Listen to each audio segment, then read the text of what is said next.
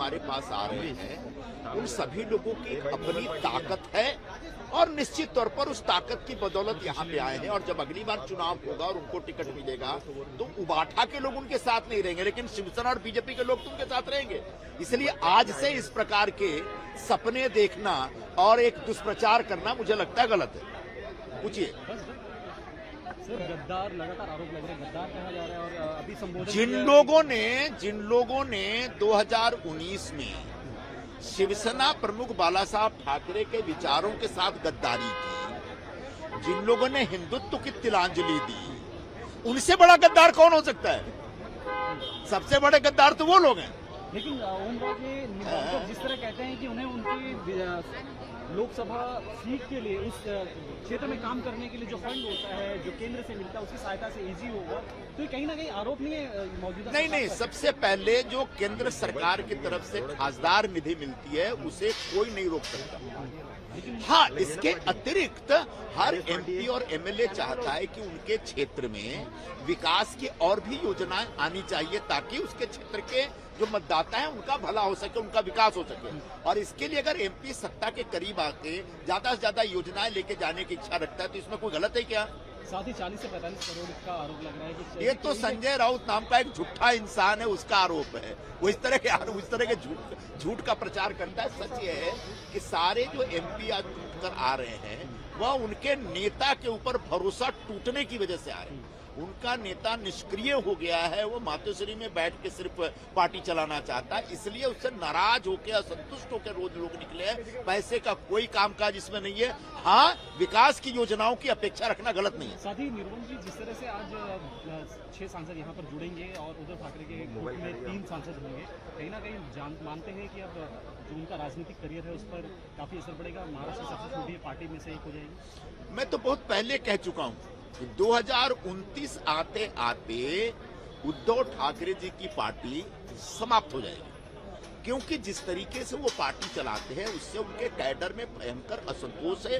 लोग धीरे धीरे पिछले 4 वर्षों में बड़े पैमाने पर छोड़ के निकल गए। अब बाकी जो बचे कुछ लोग हैं, एमएलए, एमपी और वो भी सब धीरे धीरे निकल जाएंगे, तो पार्टी में कोई नहीं बचेगा। उद्धव जी रहेंगे और एक संजय राउत रहेगा। अब हमको होणार आहे, काय सांगा त्याबद्दल? ऑपरेशन टायगर यशस्वी झाले या संदर्भामध्ये आदरणीय शिवसेना पक्षाचे मुख्य नेते, राज्याचे लोकप्रिय उपमुख्यमंत्री माननीय शिंदे साहेबांच्या नेतृत्वाखाली ज्या लोकांनी साहेबांच्या नेतृत्वाखाली काम करायचा निर्णय घेतलेला आहे त्या सगळ्यांचं आम्ही या ठिकाणी मनपूर्वक स्वागत करतो। शिवसेना पक्ष महाराष्ट्रामध्ये वाढवण्यासाठी, आदरणीय शिंदे साहेबांच्या नेतृत्वाखाली अधिक भक्कम करण्यासाठी आम्ही सगळेजण मिळून हातात हात घालून इथून पुढे काम करू। शिवसेना वाढते आहे, मी आपल्याला अनेक वेळा सांगितलं। आमदारांची संख्या वाढली, नगरसेवकांची संख्या वाढली, खासदारांची संख्या वाढली, नगराध्यक्षांची संख्या वाढली, जिल्हा परिषद सदस्यांची संख्या वाढली, पंचायत समिती सदस्य सभापतींची संख्या वाढली।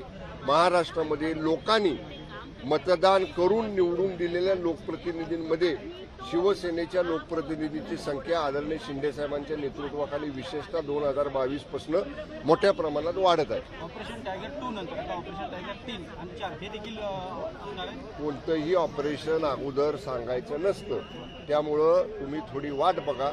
तुमच्या जे मनात आहे ते नक्कीच होईल, पण थोडी वाट बघा। आपण आता थोडा वेळ थांबा। आता या ठिकाणी कार्यक्रम आहे, पक्षाची बैठक आहे, आपल्याला आतमध्ये सभागृहामध्ये आल्यानंतर सर्व वस्तुस्थिती कळेल। नाशिकच्या बाबतीमध्ये आम्हाला सुद्धा निकाल लागल्यानंतर आश्चर्याचा धक्का बसलेला आहे। महायुतीकडे पूर्ण बहुमत स्थानिक स्वराज्य संस्था नाशिकमध्ये असताना महायुतीचे असणारे शिवसेनेचे उमेदवार यांचा पराभव होणं हे धक्कादायक आहे। त्या दोन्ही जिल्ह्यांमधल्या शिवसेनेच्या लोकप्रतिनिधींचा, पक्ष संघटनेतल्या मोठ्या पदाधिकाऱ्यांचा, सगळ्यांचा अहवाल पक्षानं मागवलेला आहे। तो अहवाल आल्यानंतर तो अहवाल माननीय मुख्य नेते आदरणीय शिंदे साहेबांसमोर सादर केला जाईल। आता साताऱ्यामध्ये सुद्धा बघा आम्ही उमेदवारी मागितली होती, पण आदरणीय शिंदे साहेबांनी सांगितलं की महायुतीमध्ये जागा भाजपला सुटलेली आहे. जरी आमच्या उमेदवाराने अर्ज भरला होता तरी आदरणीय शिंदे साहेबांच्या आदेशाप्रमाणे आम्ही जाऊन तो अर्ज माघार घेतला आणि मतदान हे प्रामाणिकपणे महायुतीच्या उमेदवाराला सगळ्यांनी केलं आणि जेवढे अपेक्षित संख्याबळ महायुतीचं होतं तेवढं संख्याबळ हे मतदानामध्ये सातारा सांगलीमध्ये दिसलेलं आहे. ते नाशिकमध्ये नाशिक जळगावमध्ये दिसायला पाहिजे होतं. म्हणूनच मी म्हटलं आम्हाला तो आश्चर्य आहे, आम्हाला तो धक्का बसलेला आहे. पक्षाचा अहवाल जो काय फील्डवरनं येईल तो आदरणीय शिंदे साहेबांच्या समोर मांडला जाईल. परंतु महायुतीची राज्य समन्वय समिती जी आहे त्याची कदाचित नेहमीप्रमाणे मंगळवारी उद्या बैठक होण्याची शक्यता आहे. जर ती बैठक उद्या निश्चित झाली तर मी त्या महायुती समन्वय समितीचा सदस्य म्हणून नक्कीच नाशिकच्या बाबतीतली आमच्या पक्षाची जी भूमिका आहे ती राज्य महायुतीच्या समन्वय समितीसमोर मांडेल.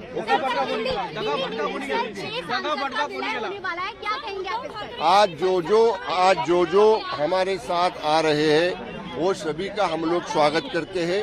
आदरणीय एकनाथ जी शिंदे साहब के नेतृत्व में शिवसेना बढ़ रही है. शिवसेना के लोकप्रतिनिधियों की संख्या बढ़ रही है. 2022 से जब से आदरणीय शिंदे साहब ने मुख्य नेता की कमान संभाली है शिवसेना ग्रास रूट तक पहुंच रही है. इसके भी आगे शिवसेना का अधिक विस्तार करने के लिए जो लोग हमारे साथ में आ रहे हैं वो सब लोगों का हाथ में हाथ लेके कंधे में कंधा मिला के हम लोग आगे काम करेंगे.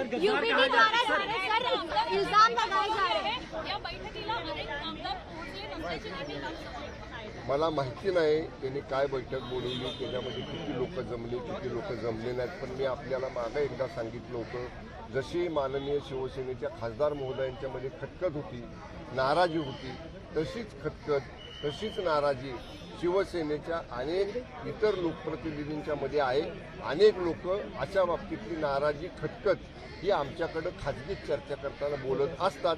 त्यामुळे कदाचित अशी नाराजी दूर करण्याचा प्रयत्न अशी बैठक घेऊन उभाटा पक्षाकडनं केला जाण्याची शक्यता असेल. ओके.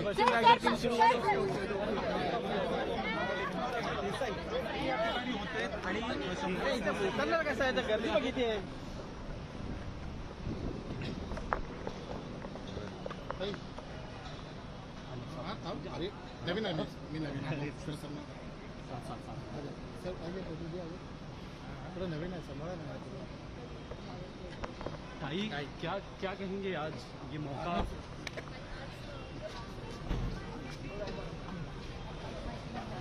आज जिस तरह से 6 खासदार इनके शिवसेना पक्ष में जा रहे हैं, किस तरह देख रही है आज के इस मौके को?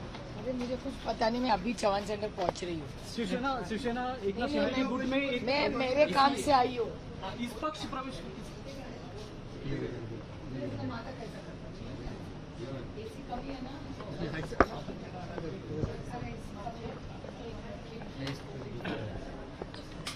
ताई जिस तरह से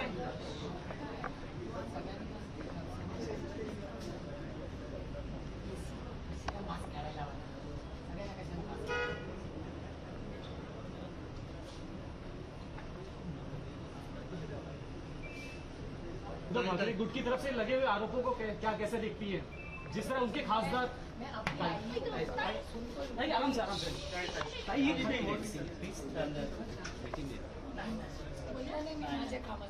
ताई वहां से बोल दीजिए आप.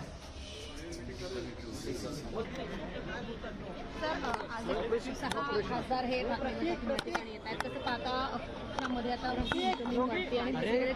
ते येणारच आहेत ना, त्यांनी आपली भूमिका जाहीरच केलेली आहे, येणारच आहेत. आज दिवस ठरलाय. राऊत हे 50-50 कोटी रुपये घेऊन हे लोक आलेले आहेत असा संजय राऊतांचा आरोप आहे. संजय राऊत नेहमी आरोप करत असतात. कधी तथ्य वाटलं का तुम्हाला त्याच्यात काय? ते जाऊ दे पुढे. कधी तुम्हाला काय तथ्य वाटलं का त्याच्यात? निधी मिळत नाही असं सुद्धा केला होता. मात्र ज्यावेळेला महाविकास आघाडीमध्ये असताना ज्यावेळेला पक्ष फुटला, ज्यावेळेला बंड केली, त्यावेळेला सुद्धा निधी मिळत नसल्याचा मुद्दा होता. तोच मुद्दा परत येतो. निधी मिळत नसल्यामुळे त्यांना माहिती आहे आमच्या शिवसेनेत आल्यानंतर कामं होणार. सगळ्यांची कामं त्यांनी बघितलेलीच होताना सीमा पाटील त्यांनी अनुभव घेतला असेल, त्यांचे ओळखीचे असतील, संपर्कात असतील आणि जिथे कामं होतात तिथे येणं काही साहजिकच आहे. सत्तेमध्ये काय गेल्यानंतर कामं होतात असं त्यांचं म्हणणं आहे, तर सत्तेत यावं लागलेलं आहे त्यांना. म्हणजे विरोधी बाकावरच्या लोकांची कामं होणारच नाही का? त्यांच्या मतदारसंघात कामं होणारच नाही का? बघा, लक्षात घ्या, शिंदे सेनेमध्ये मान सन्मानाचा विषय पण असतो. त्यांचं जिथे ते पक्षात होते त्यांना तिकडे काय मान सन्मान मिळत नव्हता, त्यांचं कोण ऐकून घेत नव्हतं, त्यांच्या कोण संपर्कात नव्हतं, नेते भेटत नव्हते. हा सगळा विषय आहेच ना. आता ती चीड निर्माण होणार. अच्छा, इथे शिंदेसाहेब 24 तास अवेलेबल आहेत, सगळ्यांना भेटतात, सगळ्यांना न्याय मिळतो. माझ्यासारखा माणूस 10 वर्ष जो प्रक्रियेच्या बाहेर होता, आज आमदार झाला ना शिंदेसाहेबांमुळे. हा सगळा विषय असतोच ना. माना सन्मानाचा पण विषय असतो. कामं तर झालीच पाहिजे. पण मान-सन्मान तर इतर पक्षांमध्ये सुद्धा आहे. मग ठाकरेंच्या शिवसेनेतले खासदार आणि आमदार का? आमदारांची बैठक घेतली आणि काही आमदार सुद्धा गैरहजर होते. सन्माननीय उद्धव साहेबांनी ही खबरदारी फार अगोदर घ्यायला पाहिजे होती. तेव्हा त्यांनी पक्षावर लक्ष दिलं नाही. आता सगळं पायाखालची जमीन निसटून गेल्यानंतर आता कसली खबरदारी घेत आहे? मानापमान तर इतर पक्षांमध्ये सुद्धा होत आहे. मग ठाकरेंच्या शिवसेनेतले आमदार खासदार का पक्ष सोडतायत? मानापमान तर इतर पक्षांमध्ये सुद्धा होत असतात. मग ठाकरेंच्या शिवसेनेतले खासदार आणि ते त्यांना विचारा ना, ज्यांना मान सन्मान मिळत नाही.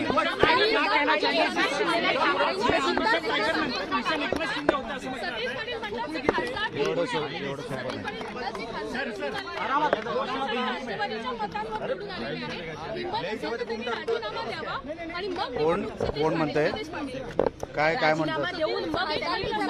त्यांच्या बोलायला काय महत्व नाही.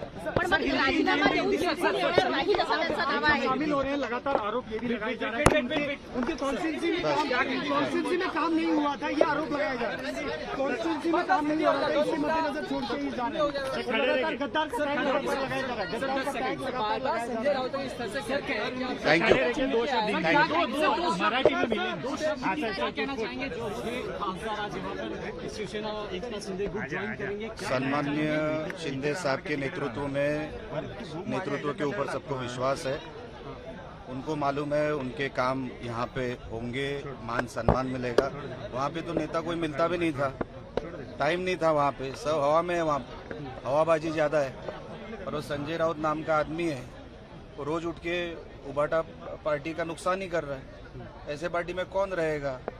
तो जहाँ पे काम होने वाले हैं, जहाँ पे मान सम्मान रखने जाने वाला है, वहाँ पे वो लोग आए हैं तो उनका स्वागत है. लेकिन जिस तरह से बात ये भी चल रही है, निधि नहीं मिलती थी, कोई मुद्दा नहीं है, मुद्दा है उनके फायदे के लिए जा रहे हैं. आदित्य ठाकरे कहते हैं कि फंड मुद्दा नहीं है, मुद्दा है वो अपने फायदे के लिए जा रहे हैं. आदित्य जी को तो बोलने का अभी कोई अधिकार बाकी नहीं है. जब उनको ख्याल रखना था पार्टी का तब उन्होंने रखा नहीं. बहुत सारी चीज़ें हैं जो उनको करनी चाहिए थी, उन्होंने की नहीं. अभी हाथ से चीज़ें निकल जाने के बाद ये ऐसा हुआ वो वैसा हुआ, प्रूफ कहाँ है?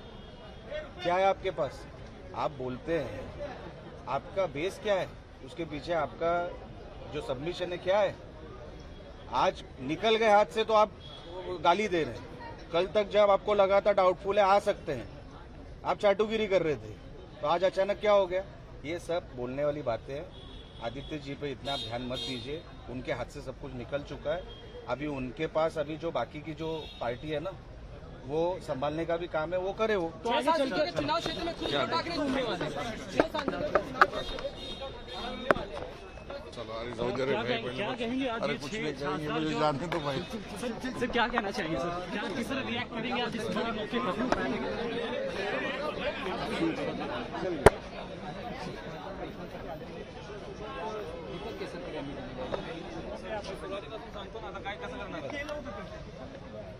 पक्षाचे सगळे लोक दूर चाललेले. सर क्या कहेंगे? आज 6 जो खासदार है वो उद्धव ठाकरे गुट छोड़कर यहाँ आ रहे, क्या कहना चाहेंगे? क्या करना, क्या कहना चाहेंगे इसका तो आशीष भाऊ. सर क्या कहना चाहेंगे आज के इस खास मौके पर जब 6 खासदार उद्धव ठाकरे गुट छोड़कर आपके गुट में आ रहे हैं? आने वाले समय में जैसा कि अमित शाह जी ने कहा कि एक ही शिवसेना रहेंगे जिसकी लीडरशिप एक न शिंदे साहब. लेकिन लगातार जी लगातार काफी आरोप लगाए जा रहे हैं कि पैसे लिए गए हैं और क्या कहना चाहिए? अगर पैसे से अगर सब कुछ हुआ रहता तो उद्धव जी की इतना पैसा किसके पास है इतने साल मुंबई महानगर पालिका रहने के बाद? कोई तो संजय राउत के आदमी कैशियर रखा था कि गिनने के लिए? इस तरह से झूठी भ्रम फैलाकर वो कैसेट पुरानी हो चुकी है, वो अभी चलने वाली नहीं है। पार्टी लोकतांत्रिक पद्धति से चलती है, जनप्रतिनिधि को उनके कॉन्स्टिट्यूंसी में काम करना पड़ता है, लोगों को संभालना पड़ता है। और लोकशाही व्यवस्था में जब 4 साल पहले हम एक अलग विचार लेके अलग हुए थे तो लोगों ने, कोर्ट ने और निवडणूक आयोग ने सबने शिक्कामोर्तब कर दिया कि ओरिजिनल शिवसेना शिंदे साहब की है। किती लोकांना गद्दार म्हणणार? 99.99% लोक शिंदे साहेब असं होते. तिला आत्मचिंतन स्वतः करावं. कुठलं नाही, प्रत्येकाला मतदारसंघ सांभाळायचा, प्रत्येकाला जनतेची कामं करायची आहे. फक्त माते भडकवून लोकांच्या मनामध्ये खोटे इंजेक्शन देऊन त्यांना सांभाळता येत नाही, त्यासाठी कर्तृत्व लागतो तो शिंदे साहेबांकडे आहे. याचा अर्थ सरकार विरोधी पक्षामध्ये असलेल्या खासदारांना आमदारांना मदत करत नाही किंवा निधी देत नाही का? तसं नाही आहे. त्यांना शेवटी कुठलंही संघटन चालवायचं असेल त्याला एक नेतृत्व लागतो, त्याला एक दिशा लागते, त्याच्यात एक आत्मीयता लागते आणि मुवमेंट लागते, त्याला कार्यक्रम द्यावा लागतो. घरी बसून पक्ष चालत नाही. पक्ष चालवण्यासाठी रस्त्यावर उतरून काम करावं लागतं. ते दुर्दैवाने होत नाही. म्हणून प्रत्येकाने आपापला निर्णय करत आहे आणि शिंदे साहेबांच्या नेतृत्वात एक संघ शिवसेनाही आहे, हे आता शिक्कामोर्तब होत आहे. उद्धव ठाकरेंनी दौरा काढलेला आहे, ज्या ज्या ठिकाणचे खासदार बाहेर गेले तिथे ते आता काय ते 5 मिनिटासाठी कुठे एखाद्या जिल्ह्यात जातात, हॉटेलमध्ये राहतात, सभा केली, भाषण दिलं म्हणजे सभा कार्यक्रम संपला असं होत नाही. फील्डमध्ये राहून शिंदे साहेबांसारखं काम करावं लागतं. काही नाही राहिलं. नेते आले, कार्यकर्ते येतात का पण तुमच्यासोबत? येतील, 100% येतील. निवडून देणार येतील. पण एकनाथ शिंदे स्वतः पीसी घेतात आणि पण संजय राऊत यांनी पुन्हा टीका केलेली आहे. टीका केलेली आहे. काय वाटतं? असं म्हटलं की एका बाईला 5 मुलं झाली होती, पण एकनाथ शिंदेना 6 मुलं झालेली आहे, ते सिद्धर झाले की नाही माहिती नाही. अशा प्रकारे त्यांनी टीका केली आहे या स्तरावर जाऊन. एखाद्या माणसाची दृष्टीच अशी असते, त्याच्यामध्ये प्रत्येक गोष्टीमध्ये मला त्यांना असं अशाच गोष्टी दिसत असतात आणि त्यामुळे मला वाटतं त्यांच्याकडे दुर्लक्ष केलं नाही तर तुमचाच TRPचा वेळ व्हायचा. त्यामुळे मला अशा क्षुल्लक माणसावर क्षुल्लक कॉमेंटवर काही बोलायचं नाही.